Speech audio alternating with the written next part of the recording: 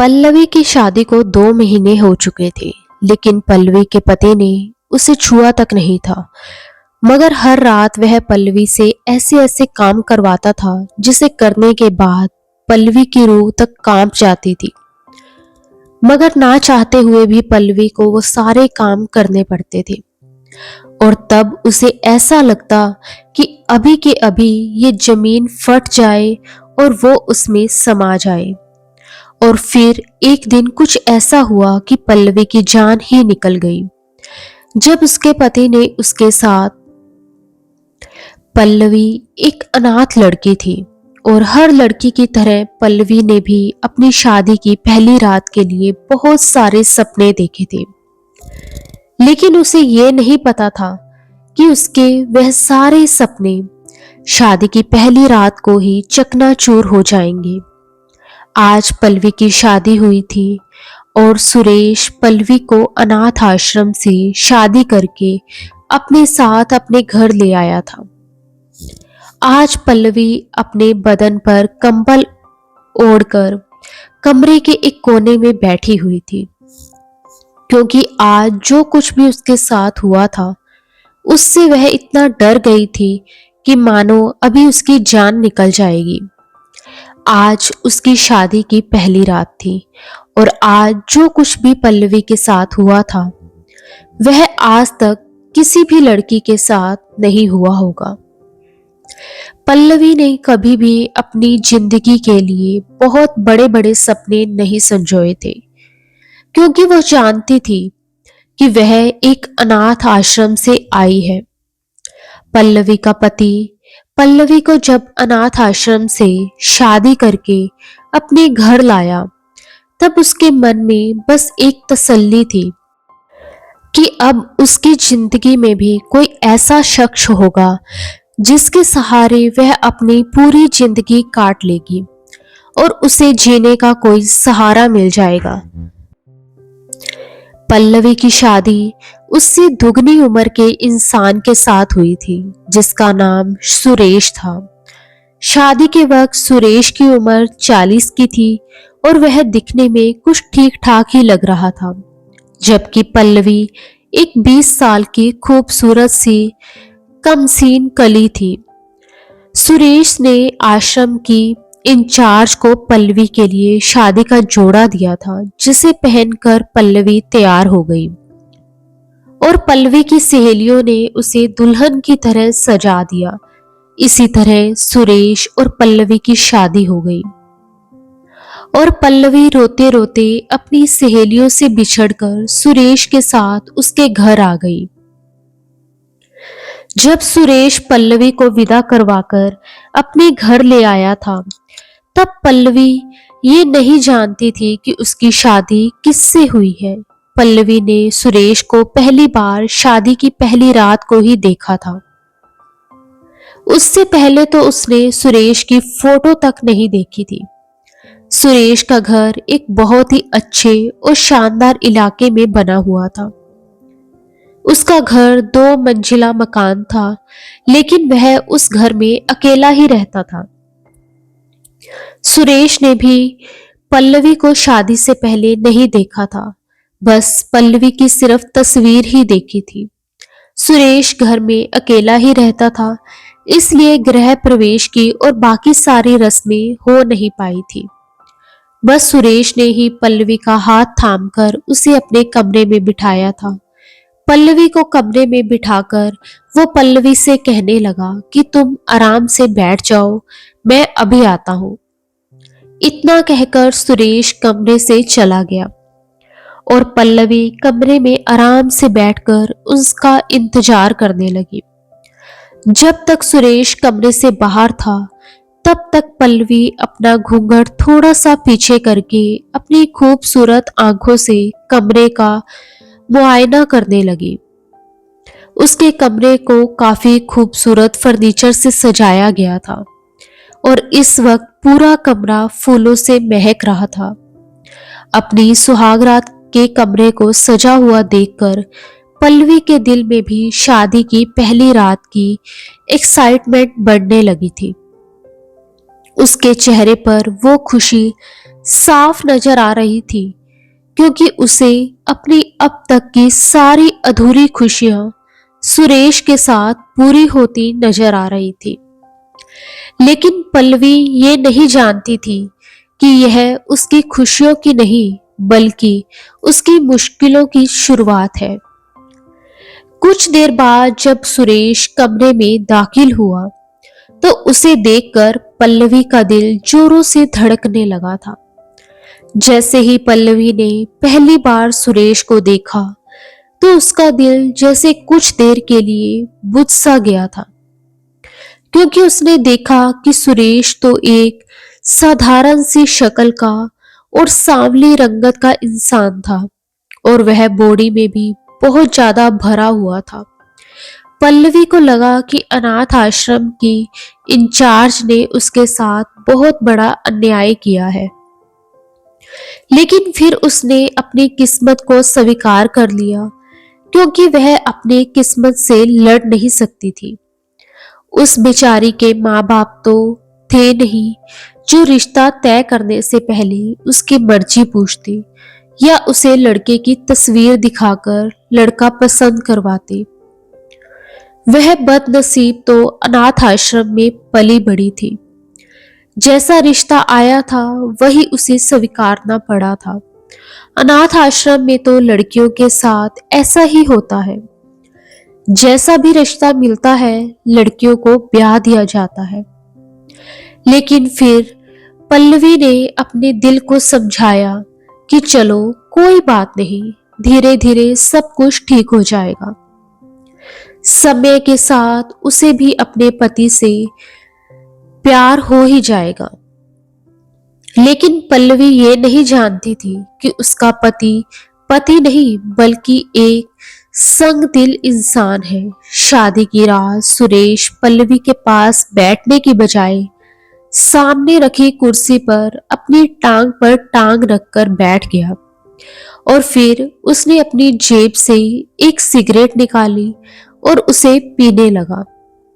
पल्लवी दुल्हन बनी बेड पर सिमट कर बैठी हुई थी, और सुरेश की नजरें पल्लवी के पूरे शरीर पर घूम रही थी। ये तो स्वाभाविक था कि पल्लवी बहुत ही नर्वस फील करने लगी थी, क्योंकि अपने पति की नजरें कुछ अच्छी नहीं लग रही थी। जाहिर है कि पल्लवी को उसकी ऐसी नजरों से वह खुशी और वह सुकून तो नहीं मिला था जो शादी की पहली रात एक पत्नी को मिलता है। फिर सिगरेट पीते पीते सुरेश ने पल्लवी से कहा, लड़की अपना दुपट्टा उतारो। यह सुनकर पल्लवी अपनी आंखें बड़ी करके हैरत से उसकी तरफ देखने लगी, क्योंकि पल्लवी को अपने पति से इस तरह के बर्ताव की बिल्कुल भी उम्मीद नहीं थी। वह मन ही मन सोचने लगी कि भला यह कौन सा अंदाज था मुझसे बात करने का। पल्लवी ने तो सोचा था कि उसका पति उसके पास बैठकर उसका हाथ थामे उससे प्यार भरी बातें करेगा, लेकिन सुरेश ने तो ऐसा कुछ किया ही नहीं। और जो कुछ भी उसने पल्लवी के साथ किया वह तो बहुत ही अजीब और शर्मनाक था। सुरेश के चेहरे के हाव भाव देखकर पल्लवी बहुत ही घबरा गई। उसे तो कुछ भी समझ नहीं आ रहा था कि वह क्या करे और क्या ना करे। भला यह क्या तरीका था बात करने का। यह सोचकर पल्लवी के मन में अजीब सा डर पैदा होने लगा था, जैसे आज उसके साथ कुछ बहुत ही बुरा होने वाला है। तभी सुरेश ने पल्लवी को दोबारा कहा, तुम्हें सुनाई नहीं देता क्या मैंने कहा अपना दुपट्टा उतारो। लेकिन इस बार सुरेश के शब्द और भी सख्त हो गए थे, इसलिए पल्लवी घबराकर जल्दी से अपने दुपट्टे में लगी पिन निकालने लगी। पल्लवी के हाथ डर के मारे कांप रहे थे, और सुरेश सामने बैठा सिगरेट पी रहा था और पल्लवी की तरफ घूरते हुए देख रहा था। उसके इस तरह देखने से और उसकी ऐसी अजीब सी फरमाइश से पल्लवी बहुत ही नर्वस फील कर रही थी। खैर, पल्लवी ने अपने भारी लहंगे का दुपट्टा उतारकर बेड पर रख दिया। सुरेश की चुभती हुई नजरें अब तो पल्लवी को और भी उलझन में डाल रही थी और उसे कुछ शर्म सी महसूस हो रही थी। तभी सुरेश कहने लगा, अब अपने जेवरात भी उतार दो। उसकी ये बात भी पल्लवी को बहुत ही परेशानी में डाल रही थी, लेकिन फिर डर के मारे पल्लवी ने धीरे धीरे अपने सारे जेवरात उतारना शुरू कर दिया। उसके बाद सुरेश ने जो अगली फरमाइश रखी, जिसे सुनकर पल्लवी ने साफ साफ मना कर दिया और उठकर बेड से खड़ी हो गई। पल्लवी के इनकार करने पर तो सुरेश की आंखें जैसे खून के रंग से लाल हो गई थी। सुरेश गुस्से में खड़ा हो गया और पल्लवी के पास जाकर कहने लगा, तुम्हें सुनाई नहीं दे रहा क्या? मैंने तुमसे क्या कहा है? उसके इन शब्दों ने तो पल्लवी के शरीर से जैसे उसकी जान ही निकाल दी थी। पल्लवी ने सुरेश से कहा कि मैं आपकी ये बात नहीं मान सकती।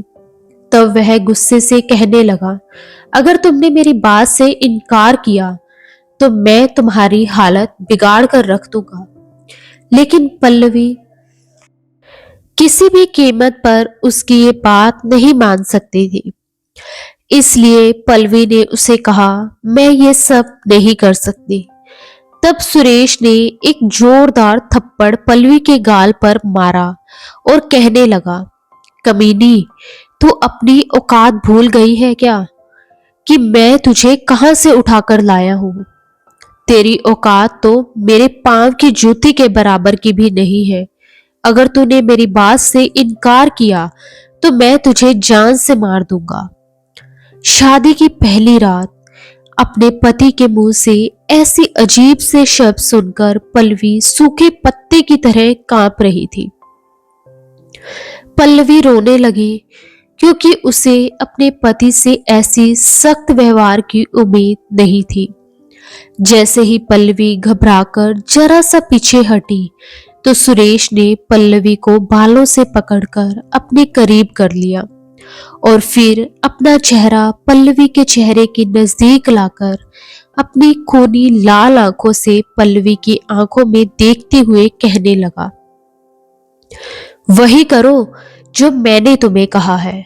पल्लवी की आंखों से आंसू बहने लगे और उसने सुरेश से कहा, मुझसे ये काम मत करवाओ, मैं ये सब नहीं कर सकती। नारी तो लज्जा की मूर्ति होती है, उसे वैसे ही रहने दो, इसी में भलाई है। पल्लवी की बात सुनकर सुरेश हंसने लगा और कहने लगा कि जिस जगह से तुम आई हो, क्या मैं नहीं जानता कि वहां क्या कुछ नहीं होता? मेरे सामने ज्यादा ड्रामेबाजी मत करो, क्योंकि मैं जानता हूं कि अनाथ आश्रम की आड़ में वहां पर क्या क्या रंग रलियां मनाई जाती है। जब तुम वहां मौजूद मर्दों के दिल बहला सकती हो, तो फिर मैं तो तुम्हारा पति हूं और मेरा तो तुम पर अब पूरा अधिकार है। आखिर तुम्हें जमीन से उठाकर आसमान पर मैंने ही तो लाकर रखा है। अगर तुम चाहती हो कि मैं तुम्हारे साथ कुछ बुरा ना करूं, तो वही करो जो मैं तुम्हें करने के लिए कह रहा हूं।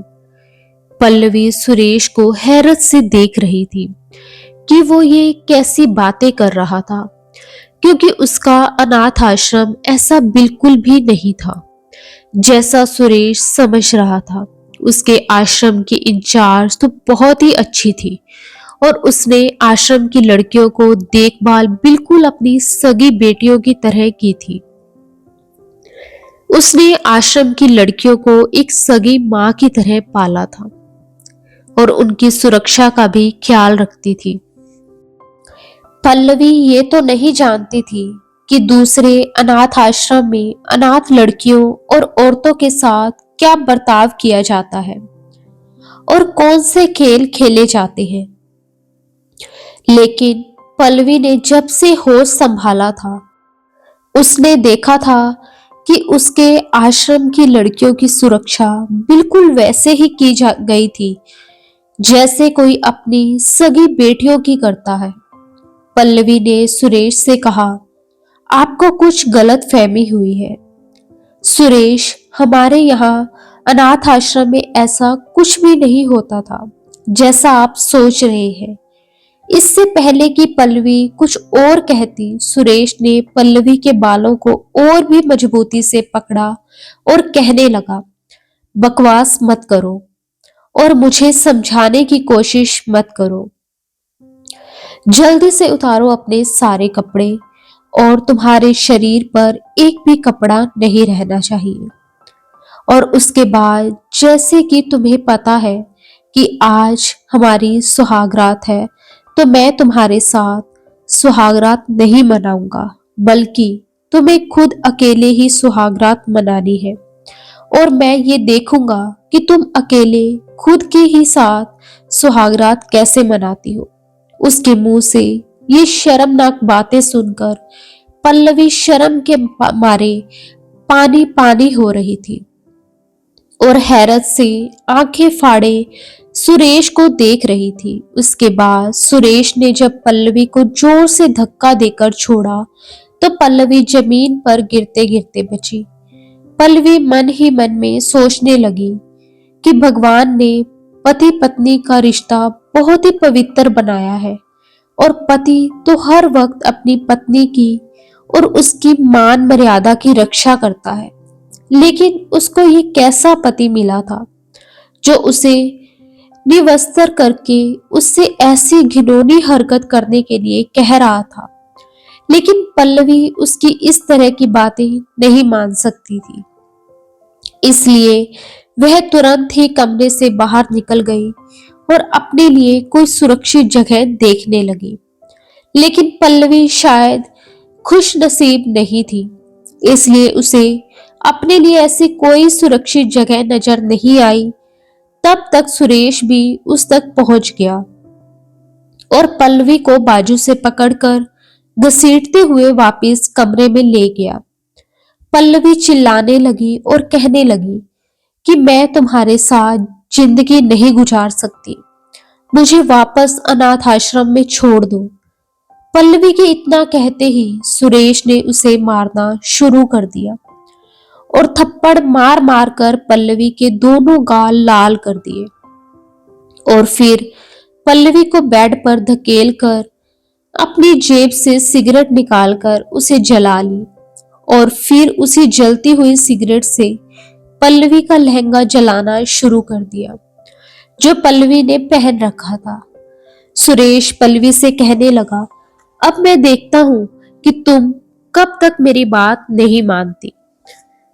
ये सब देखकर पल्लवी घबरा गई क्योंकि उसका लहंगा अब पूरी तरह से जलने लगा था।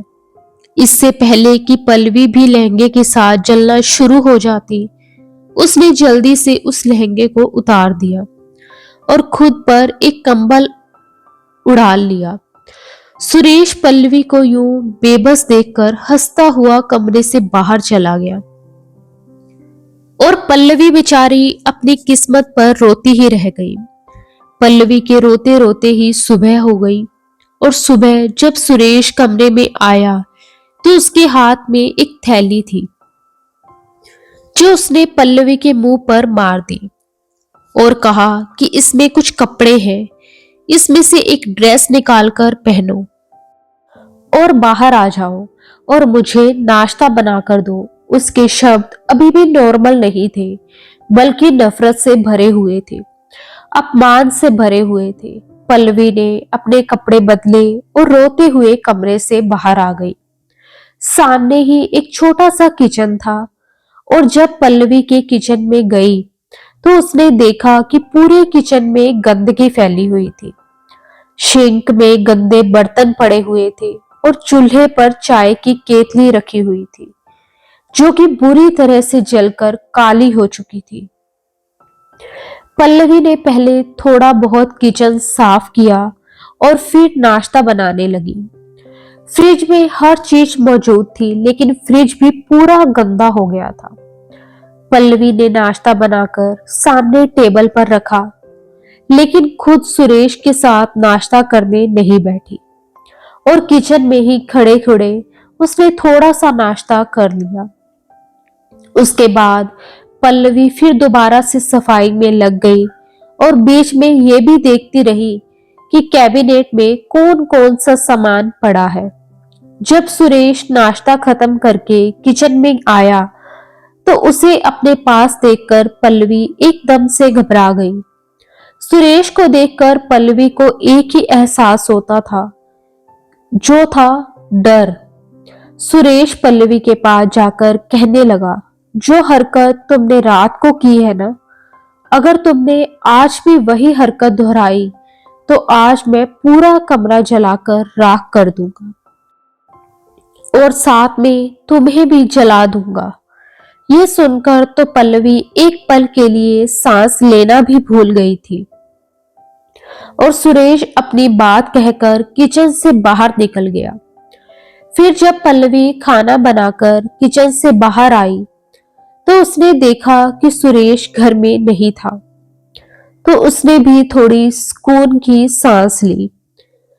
लेकिन जब पल्लवी को रात के बारे में ख्याल आया तो उसका दिल फिर से कांप उठा। पल्लवी को तो अब तक यही समझ नहीं आ रहा था कि आखिर सुरेश उसके साथ ऐसा क्यों कर रहा था। पल्लवी फिर सोच में पड़ गई कि अगर सुरेश को अपने जुल्मों सितम का निशाना बनाना ही था तो उसने एक अनाथ और बेसहारा लड़की को ही क्यों चुना। वह तो बेचारी वैसे ही बचपन से दुख सहती हुई अपनी जिंदगी गुजार रही होती है। शायद इसीलिए, क्योंकि उसके आगे पीछे कोई नहीं था जो उसके पति से उसके इस गंदे व्यवहार के बारे में पूछताछ कर सके या उससे इन सब के लिए जवाब मांग सके। पल्लवी नहीं जानती थी कि उसे पति के नाम पर ऐसा बेदर्द इंसान मिलेगा। पल्लवी की बेबसी और मजबूरी उसके पांव की सबसे बड़ी जंजीर बन गई थी। लेकिन अब पल्लवी ने सोच लिया था कि वह इस घर से भाग जाएगी, वरना सुरेश आज की रात ना जाने उसके साथ कैसी हैवानियत करेगा। पल्लवी को यह भी डर था कि कुछ हद तक वह सुरेश को पागल भी समझने लगी थी। इसलिए बिना देरी किए पल्लवी अपने कमरे में गई और छोटे से बैग में अपने कुछ कपड़े डाले जो सुरेश सुबह ही लेकर आया था। पल्लवी जल्दी जल्दी में बाहर जाने लगी, लेकिन जैसे ही उसने मेन गेट खोलना चाहा तो उसके होश उड़ गए थे, क्योंकि गेट को बाहर से ताला लगा हुआ था और घर से बाहर जाने के लिए दूसरा कोई रास्ता भी नहीं था। और ऐसा भी नहीं था कि वह दीवार फांदकर बाहर जा सकती, क्योंकि सुरेश ने दीवारों के ऊपर बड़े बड़े जाल लगा रखे थे जिनको फांदना पल्लवी के बस की बात नहीं थी। पल्लवी ने सारे कमरों की खिड़कियां खोल खोल कर देख ली, लेकिन सब खिड़कियों के ऊपर लोहे की ग्रिल लगी हुई थी।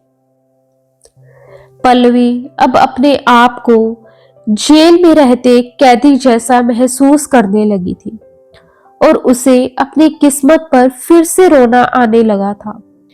रोते रोते ही पल्लवी ने रात का खाना बनाया और जब सुरेश रात को घर के अंदर दाखिल हुआ तो पल्लवी डर के मारे जल्दी से अपने कमरे में दरवाजा लॉक करके बैठ गई। पल्लवी सुरेश के आने से पहले ही खाना खा चुकी थी। वह उसका सामना नहीं करना चाहती थी, क्योंकि पल्लवी को सुरेश को देखते ही डर महसूस होता था। लेकिन अभी तो 5 मिनट ही हुए थे कि सुरेश ने कमरे का दरवाजा जोर जोर से खटखटाना शुरू कर दिया और दरवाजे के साथ साथ पल्लवी का दिल भी जोर जोर से धड़कने लगा। जब सुरेश ने कड़े शब्दों में ये कहा, पल्लवी दरवाजा खोलो वरना मैं दरवाजा तोड़ दूंगा और तुम्हारा वह हाल करूंगा कि तुम जिंदगी भर याद रखोगी कौन है तुम्हारे साथ कमरे में और तुम किसके साथ कमरे में बैठी हो। ये सब सुनकर तो पल्लवी के होश ही उड़ गए, क्योंकि जिस तरह सुरेश ने अपने घर को लॉक करके रखा था, वहां जा भी कौन सकता था। पल्लवी ने जल्दी से उठकर दरवाजा खोल दिया और सुरेश ने पल्लवी को बुरी तरह से पीछे धकेल दिया और कमरे की तलाशी लेने लगा। अभी बेड के नीचे तो कभी पर्दे के पीछे, यहां तक कि अलमारी खोलकर भी देखने लगा। पल्लवी ने कहा कि आप ये कैसी हरकतें कर रहे हैं, यहाँ कोई भी नहीं है। तब सुरेश कहने लगा कि अगर अंदर कोई भी नहीं था तो फिर तुमने दरवाजा क्यों बंद किया? तुम मुझसे झूठ बोल रही हो। ये कहकर सुरेश वॉशरूम में चला गया। वहां भी शायद यही देखने गया था कि कहीं पल्लवी ने किसी को वहां तो नहीं छुपा रखा था। पल्लवी को अब समझ आ रहा था कि सुरेश शायद शक्की टाइप का इंसान है। पूरा कमरा देखने के बाद सुरेश पल्लवी से कहने लगा, अगर मैंने यहाँ किसी भी अजनबी को देखा तो तुम्हारे टुकड़े टुकड़े कर दूंगा। इतना कहकर सुरेश कमरे से बाहर चला गया। लेकिन रात को फिर उसकी वही जिद थी जो पल्लवी को खुद की ही नजरों में गिराने के लिए काफी थी। लेकिन इस बार पल्लवी ने उसकी किसी भी बात से मना नहीं किया, क्योंकि अब उसमें मार खाने की हिम्मत ही नहीं बची थी। लेकिन इस बार पल्लवी की किस्मत अच्छी थी, क्योंकि सुरेश ने उसे सिर्फ कपड़े उतारने के लिए ही कहा था, उससे आगे की घिनौनी हरकत करने के लिए नहीं कहा था। ना चाहते हुए भी बेचारी पल्लवी ने कपड़े उतार दिए और फिर कुछ देर तक सुरेश उसे इस हालत में देखता रहा। लेकिन पल्लवी को हैरत तो इस बात की हुई थी कि कुछ देर तक उसे इस हालत में देखने के बाद सुरेश कमरे से बाहर निकल गया, लेकिन उसने पल्लवी को छुआ तक नहीं। अब तो हर रोज यही होने लगा था। सुरेश रोज पल्लवी के सारे कपड़े उतारने को कहता और उसे रात भर देखता रहता और फिर कमरे से बाहर निकल जाता, लेकिन उसे छुआ तक नहीं था। अब तो उन दोनों की शादी को 2 महीने बीत चुके थे और इन 2 महीनों में सुरेश ने पल्लवी को एक बार भी नहीं छुआ था। फिर एक रात उनके घर में अचानक चोर घुस आए और उस वक्त पल्लवी गहरी नींद में सो रही थी। तभी उसे कमरे के बाहर एक शोर सुनाई दिया। पहले तो उसे ऐसा लगा जैसे सुरेश बाहर किसी से लड़ रहा है, लेकिन जैसे ही वह अपने कमरे से बाहर निकली तो देखा कि सामने 2 आदमी सुरेश के सर पर पिस्तौल ताने हुए थे। और फिर ये देखकर पल्लवी के तो होश ही उड़ गए थे। जब उसने देखा कि सुरेश जख्मी हालत में था, पल्लवी तुरंत ही भागकर सुरेश के पास पहुंची और उन चोरों को कहने लगी, आपको जो चाहिए वह ले जाओ, लेकिन मेरे पति को कुछ मत करना। तब वो चोर कहने लगे कि अगर तुम चाहती हो कि हम तुम्हारे पति को कुछ ना करें तो घर में जो भी रुपए जेवरात तुम्हारे पास मौजूद है वह सब हमें अभी के अभी लाकर दे दो। 1 मिनट की भी देरी ना करते हुए पल्लवी अपने कमरे में चली गई और अपनी अलमारी का ताला खोला तो उसमें कुछ रुपए और थोड़ी बहुत ज्वेलरी पड़ी थी जो सुरेश ने उसे शादी पर पहनाई थी। वह सब लाकर उन चोरों के हवाले कर दी। रुपए और ज्वेलरी लेकर चोर वहां से चले गए और पल्लवी बार बार सुरेश का चेहरा और उसके हाथ देखकर रोने लगी कि कहीं उसे ज्यादा चोट तो नहीं लगी, क्योंकि उन चोरों से लड़कर ही सुरेश के चेहरे पर जख्म के निशान बन गए थे और होठ के करीब खून भी बह रहा था। पल्लवी ने अपने दुपट्टे से सुरेश का चेहरा साफ किया और रोते हुए उससे पूछने लगी, आपने उन चोरों से क्यों पंगा ले लिया? वो भी कुछ पैसों के खातिर। मेरे लिए ना तो पैसे अहमियत रखता है और ना ही ये ज्वेलरी। अगर आपको कुछ हो जाता तो फिर मेरा क्या होता, और आपके बगैर मेरी जिंदगी कैसे कटती? इसके बारे में तो आपने एक बार भी नहीं सोचा। पल्लवी के मुंह से ये सब सुनकर सुरेश पहली बार पल्लवी को आज अलग ही नजरों से देख रहा था। जैसे उसे इन बातों पर विश्वास ही नहीं हो रहा था कि ये सब पल्लवी उसके लिए बोल रही थी। सुरेश पल्लवी से कहने लगा कि तुम्हें मेरी इतनी परवाह क्यों है? तब पल्लवी ने कहा कि वह इसलिए कि आप मेरे पति हैं, और आपकी परवाह मुझे नहीं होगी तो फिर किसको होगी? पल्लवी की बात सुनकर सुरेश के चेहरे का रंग उड़ गया और वह उठकर फौरन अपने कमरे में चला गया और अंदर से दरवाजा बंद कर लिया। लेकिन उस रात पल्लवी का दिल भी ये सोचकर बेचैन होता रहा कि अगर आज वो वक्त पर ना पहुंचती तो वह चोर सुरेश के साथ ना जाने क्या कर बैठते। पल्लवी जानती थी कि सुरेश ने उसके साथ कभी भी अच्छा व्यवहार नहीं किया था। वह पल्लवी को जितना परेशान कर सकता था वह उतना करता ही था। लेकिन इसकी वजह तो पल्लवी भी नहीं जानती थी। बस उसे इतना पता था कि जो कुछ भी उसके साथ हो रहा था वह बहुत बड़ा जुल्म था। उसके बावजूद भी पल्लवी उसके साथ अच्छा व्यवहार रखती थी, उसकी पसंद का खाना बनाती और पूरा दिन उसके घर के काम करती थी। अभी ऐसा नहीं हुआ था कि सुरेश को किसी चीज की जरूरत हो और पल्लवी ने पूरी ना की हो। पल्लवी को जब से ये बात पता चली थी कि सुरेश थोड़ा शक्की मिजाज का है, इसलिए वह कभी तैयार भी नहीं होती थी। लेकिन उस दिन के बाद सुरेश का व्यवहार भी कुछ कुछ बदलने लगा था। अब वह बिल्कुल ही खामोश रहने लगा था और पल्लवी के कमरे में तो बिल्कुल जाता ही नहीं था। अक्सर पल्लवी रात को जब पूरा किचन साफ करके सोने के लिए जाती तब सुरेश उसे फिर से चाय बनाने के लिए कह देता था। लेकिन आजकल वह बहुत चुप चुप सा रहता था। एक बार पल्लवी किचन में बर्तन धोने के बाद किचन की सफाई कर रही थी। तब सुरेश किचन में आया तो पल्लवी समझ गई कि उसे चाय पीनी होगी।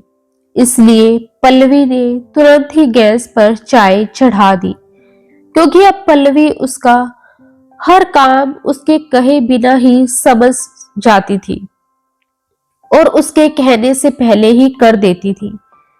पल्लवी को चाय बनाते हुए देखकर सुरेश कहने लगा, ऐसा करो कि तुम जाकर आराम करो, मैं अपने लिए चाय खुद ही बना लूंगा।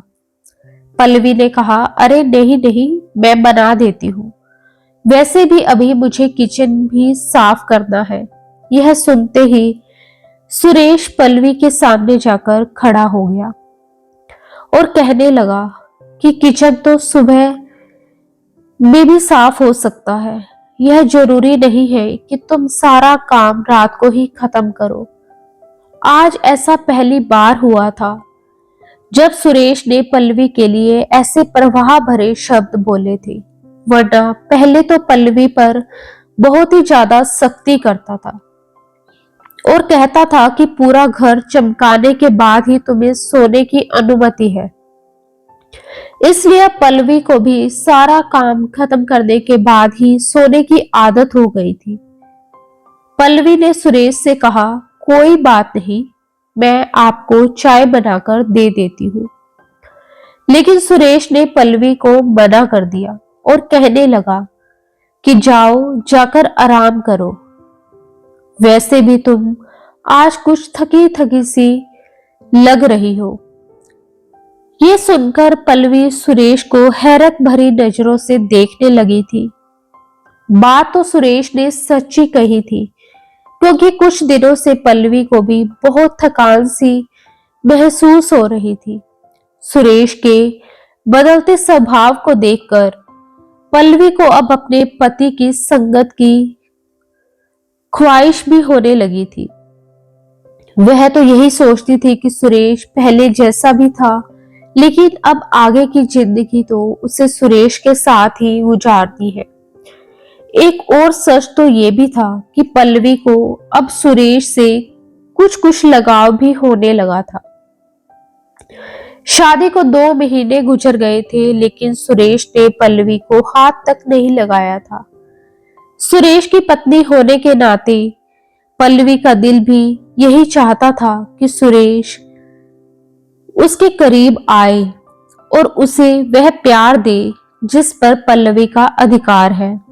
पल्लवी अपने कमरे में आ गई और कुछ देर तक ऐसे ही लेटी रही।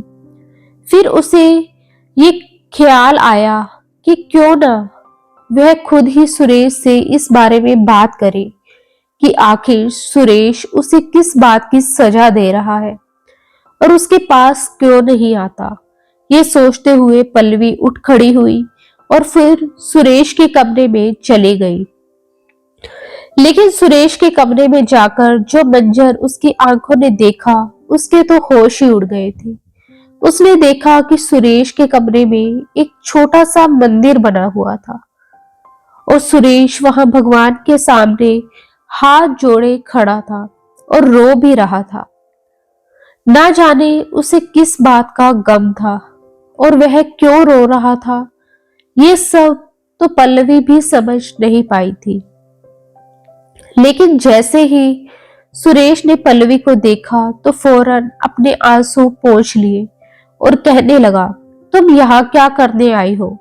तब पल्लवी ने कहा, आप रो क्यों रहे हो? तो वह कहने लगा, ये मेरा और मेरे भगवान का मामला है। पल्लवी को हैरत इस बात की हुई थी कि सुरेश पूजा पाठ भी करता है और भगवान को याद भी करता है, फिर भी उसके साथ ऐसा बर्ताव क्यों करता था जैसे हैवानियत वह पल्लवी के साथ करता था। पल्लवी ने तो उसे नास्तिक ही समझा था, वरना वह इतना पत्थर दिल नहीं होता। पल्लवी को वही खड़ा देखकर सुरेश उसे कहने लगा, अब तुम जाओ यहां से। लेकिन पल्लवी उसके पास जाकर उसके सीने से लग गई। पल्लवी ने उसे पूछा कि आप मुझसे इतना दूर क्यों रहते हैं?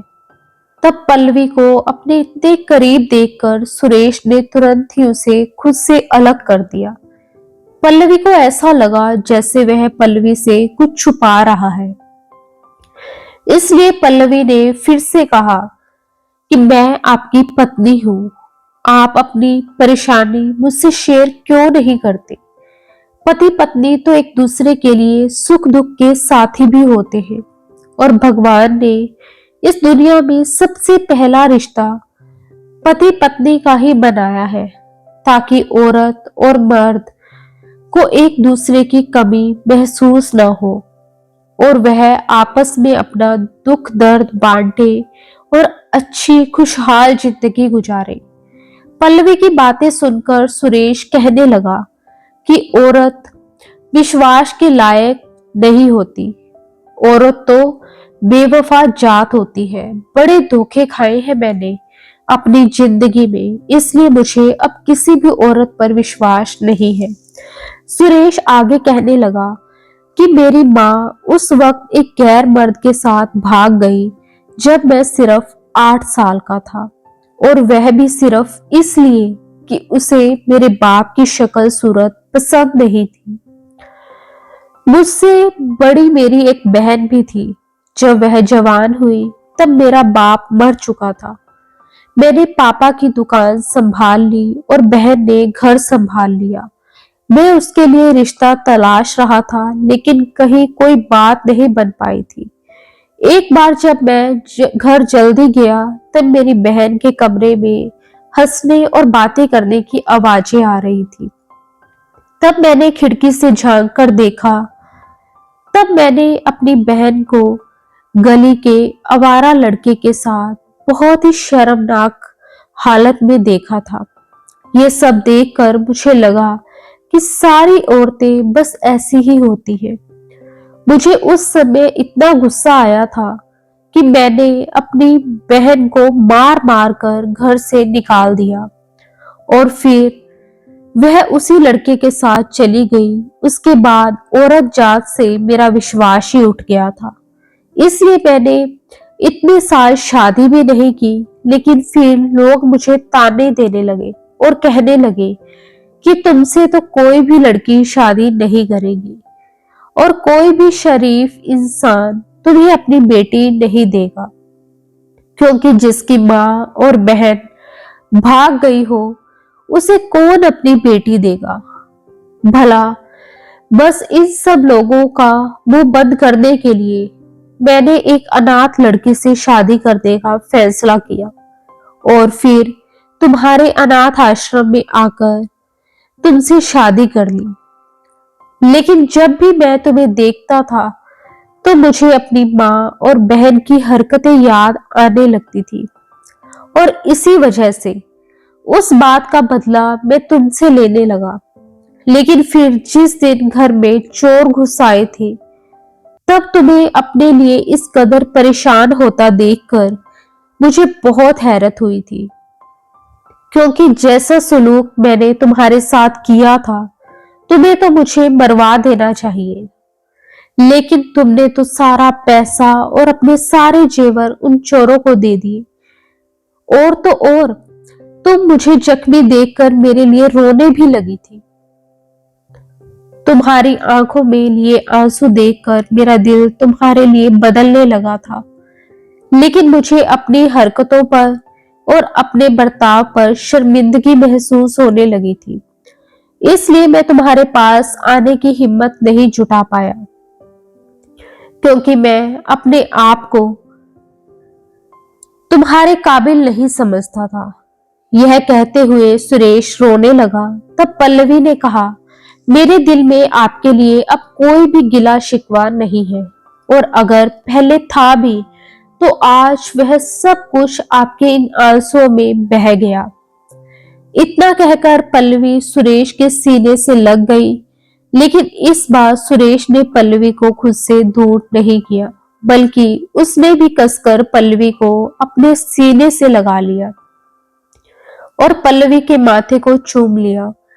जो कुछ भी सुरेश की माँ ने और उसकी बहन ने उसके साथ किया वो गलत किया था, और ये सब किसी भी आदमी को शक्की मिजाज बना सकता है। ऐसे में एक आदमी ये भूल जाता है कि हर औरत बेवफा नहीं होती।